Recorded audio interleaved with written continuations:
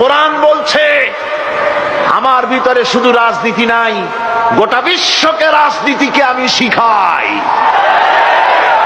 অর্থনীতি শিখাই, পৃথিবী চলবে কিভাবে তা আমি দেখাই।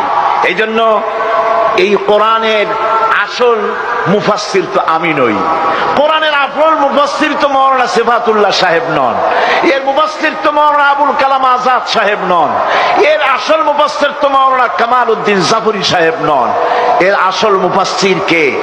কোরআনের আসল মুফাসসির, জেনুইন অথেন্টিক ইন্টারপ্রেটার, আল্লাহর পক্ষ থেকে নিয়োগ প্রাপ্ত মূল মুফাসসির যিনি, মূল তরজমানুল কোরআন, কোরআনের ভাষ্যকার যিনি, তিনি হচ্ছেন সর্বকালের সর্বযুগের সর্বশ্রেষ্ঠ মহামানব বিশ্বনবী জনাবে মুহাম্মদ রাসূলুল্লাহ সাল্লাল্লাহু আলাইহি ওয়াসাল্লাম।